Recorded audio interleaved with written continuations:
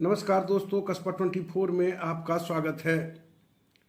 जी हाँ, हम बात कर रहे हैं। 2 दिनों से आपसे मुलाकात नहीं हो पाई, इसके लिए क्षमा चाहता हूँ, कुछ पारिवारिक कारणों में व्यस्त था। लेकिन एक बड़ा सवाल कल से ही कौंध रहा था मन में कि आखिर सरकार ने सीबीआई को क्यों सौंपा। सरकार का इकबाल खत्म हो गया है, इसमें तो कहीं कोई दो राय नहीं है। पुलिस जो थ्योरी गढ़ेगी उसी को सरकार को भी मानना होगा, यह भी तो स्पष्ट हो गया ना। अब सीबीआई को सौंपने के पीछे की मंशा आप देखिए, 2 तारीख से विधानसभा का सत्र शुरू हो रहा है। सोचा कि भाई अब सदन में कैसे मुकाबला करेंगे। लोग सड़क पर उतर रहे हैं, तरह तरह की चर्चा हो रही है, कई सारी बातें हो रही है। तो आखिर जनता के पास मैसेज जाएगा, विपक्ष खूब प्रश्न उठाएगा, चलो ऐसा कर दो। अब देखिए कि आनन फानन में 2 दिनों के अंदर सारा खेल हुआ। डीजीपी पहले बुलाते हैं उनके परिजनों को, और उसके बाद फिर कहा जाता है कि भाई सम्राट चौधरी से एक बार मिल लीजिए, जो उप मुख्यमंत्री हैं, गृह मंत्री हैं। उनसे परिजनों ने मुलाकात नहीं की। और कल सुबह क्या हुआ कि तुरंत सीबीआई की सिफारिश के अनुशंसा राज्यपाल के लेटर के माध्यम से हो गया। लेकिन मनसा समझे क्या? दरअसल सरकार अपना नाक बचाना चाहती थी। सरकार कई साले पुलिस तो कुछ जवाब दे ही नहीं पा रही थी, उसके तो सारे एंगल ही हर कोने पर मतलब ऐसे बने हुए थे, कुछ पता ही नहीं चला कि सरकार मतलब प्रशासन कर क्या रही है। आज तक 22 दिनों में क्लियर नहीं हो पाया ना कि आखिर मतलब आप सोचिए कि एक हत्या की मतलब कि बलात्कार और हत्या की गुत्थी नहीं ही सुलझा पाई पुलिस, और अंत तक अपनी थ्योरी पर भाई कायम रही। मानना पड़ेगा बिहार पुलिस को कि आत्महत्या ही हुआ। अब बताइए ना कि डीजीपी अपने मतलब छात्रा के परिजनों को अपने पास बुलाते हैं, मीठी मीठी बातें करते हैं, और लास्ट में कह देते हैं कि ये मान के चलो कि चलो भाई उसकी आत्महत्या हुई है, इसके अलावा कुछ नहीं। अब देखिए उस माँ का दर्द, माँ और उस लड़की का भाई दोनों, माफ कीजिएगा निर्भया का भाई और माँ दोनों बाहर निकली तो क्या किस तरह का आक्रोश था डीजीपी के प्रति, और क्या कह रही है। अब सोचिए कि एक डीजीपी कह रहे हैं, अब इस बात को सच कहें या झूठ माने, लेकिन कोई इतनी जिसकी बेटी चली जाए वो आकर झूठ तो नहीं बोलेगी ना। अब सुनिए ना कि क्या कह रही है उस छात्रा की माँ, उसका भाई, जरा सुन लीजिए। आप कल्पना कीजिए कि आप किस तंत्र में रह रहे हैं। अब आ जाइए कि 22 दिनों में कितना ड्रामा हुआ।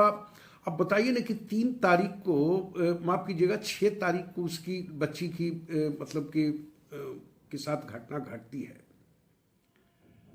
और 3 दिनों तक हॉस्टल संचालक ही अपना जहां तहां हॉस्पिटल इधर उधर करते रहे। लेकिन और फिर उसके बाद गए डॉक्टर सहजानंद के गए, वहाँ गए डॉक्टर प्रभात मेमोरियल, तो ये वो क्या क्या नहीं हुआ। ये सारी चीज़ों पर मैं ज़्यादा, मेरे पास समय नहीं कि मैं बखान करूं।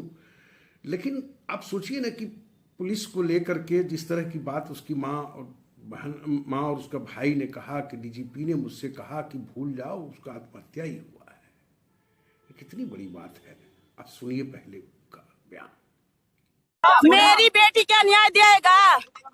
कोई अथी देने वाले नहीं है, यहाँ बिका हुए हैं, पुलिस सब बिके हुए हैं।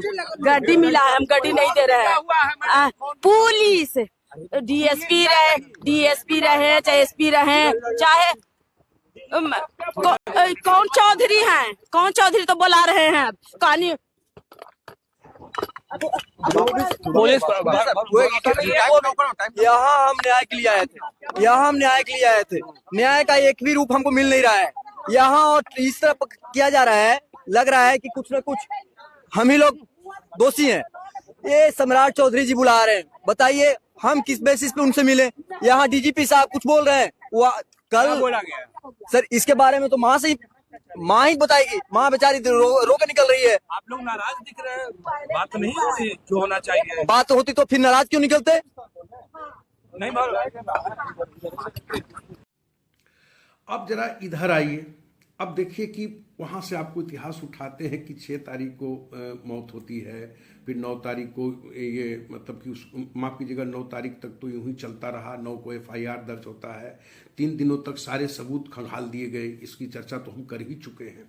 उसके बाद जब लगा कि DNA उसके मतलब अंडरगारमेंट्स पर जब स्पर्म मिले तो लगा कि अब कोई ना कोई तो दोषी पकड़ा ही जाएगा। लोगों की भी काफ़ी उम्मीदें थी, पूरे बिहार वासियों की निगाहें इस पर टिकी हुई थी कि आखिर इस पर हुआ क्या है। लेकिन वहाँ भी 18 लोगों के सैंपल लिए गए और किसी का स्पर्म का मिलान ही नहीं हो पाया। हमेशा पुलिस अपनी ही थ्योरी पर बढ़ती गई। मैंने बताया कि थाना प्रभारी रोशनी कुमारी ने कहा आत्महत्या, तो उसके बाद ऊपर तक सब आत्महत्या मान लिया। SP का प्रेस कॉन्फ्रेंस हुआ, ये सारी चीज़ें बीत गई अब और लोग सड़कों पर उतरे। हाँ, एक बात कहूँगा कि सड़कों पर अगर लोग नहीं उतरते, मीडिया के लोग अगर इतनी सक्रियता नहीं दिखाते और इतने इसको पूरी तरह से नहीं मतलब कि इसको लोगों के बीच रखते, तो शायद ये मामला पता नहीं किसी कोने में दब कर ही रह जाता। अब पूरा इन्वॉल्वमेंट, एक बात का रहस्य पर्दा उठना बाकी ही रह गया कि आखिर वो कौन रसूखदार लोग थे। कोई न कोई तो था जो इस हत्याकांड में संलिप्त है और उसको बचाने की पुलिस की कवायद की पोल भी खुल गई। इस पूरे घटनाक्रम में कुछ नहीं बचा, पूरी पोल पट्टी पुलिस की खोल के रख दी गई। 4 टीमें मतलब SIT का गठन कर दिया गया सरकार अपनी नाक बचाने के लिए। सरकार के लोग ये कहते रहे कि हत्यारा कौन है, ये इस पर तो नहीं बोली सरकार, कहती कोई नहीं बख्शा जाएगा, किसी को नहीं छोड़ा जाएगा। और अंत में देखिए मतलब पुलिस के सामने सरकार भी सरेंडर कर गई ना। उसने जो कह दिया कि भाई आत्महत्या है तो है, सरेंडर हो गया। अब सोचिए कि CBI पर तो गई है सिर्फ नाक बचाने के लिए। अब इसमें दूध का दूध और पानी का पानी कैसे होगा भाई, जब यहां नहीं हुआ तो केंद्र में सरकार आपकी, राज्य में सरकार आपकी, तो वहां कहां से न्याय मिल पाएगा। आखिर कौन रसूखदार था, ये इस रहस्य भी पर्दा नहीं ही उठ पाया कि रसूखदार कौन था जो जिसको बचाने के लिए पूरा ये तंत्र लगा हुआ था, जीत पर से लेकर नीचे तक। अब आ जाइए मतलब पूरा सिस्टम ही आप देखिए ना, मतलब अभी तक पूरे जितना चीज एम्स ने मांगा, अब एम्स ने जितने चीज मांगे वो कुछ कुछ करके देते गए पुलिस।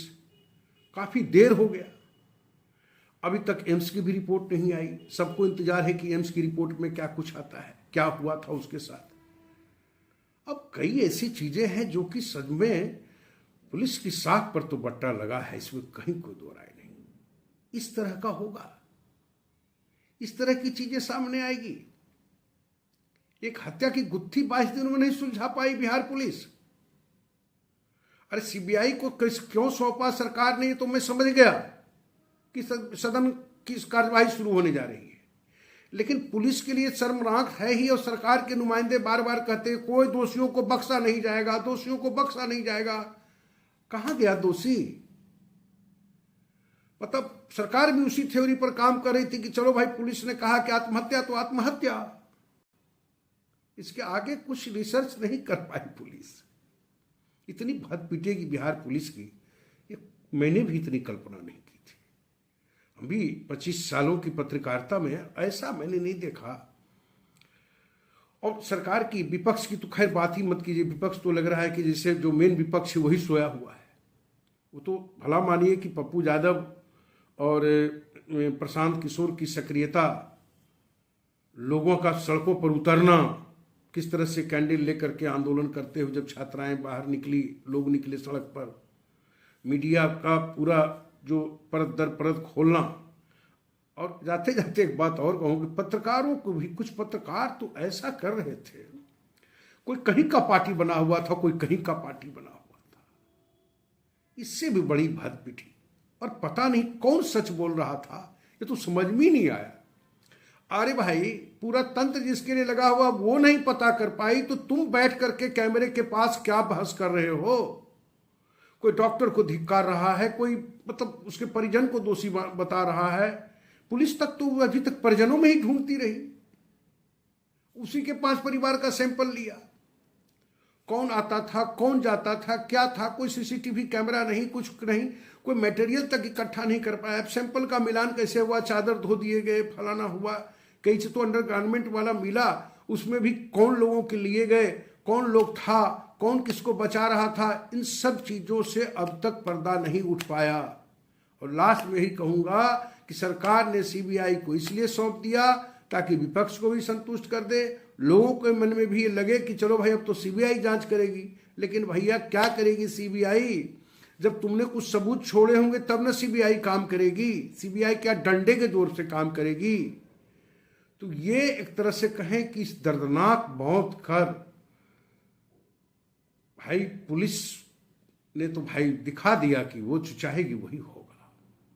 और सरकार की साख कितनी गिर गई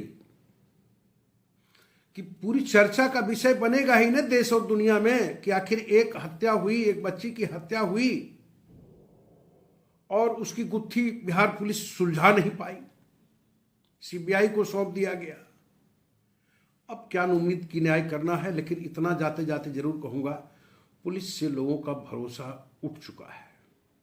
खास करके इस घटना ने पूरे लोगों को हिलाकर रख दिया कि आखिर हुआ तो क्या हुआ, ये रहस्य बना ही रह गया।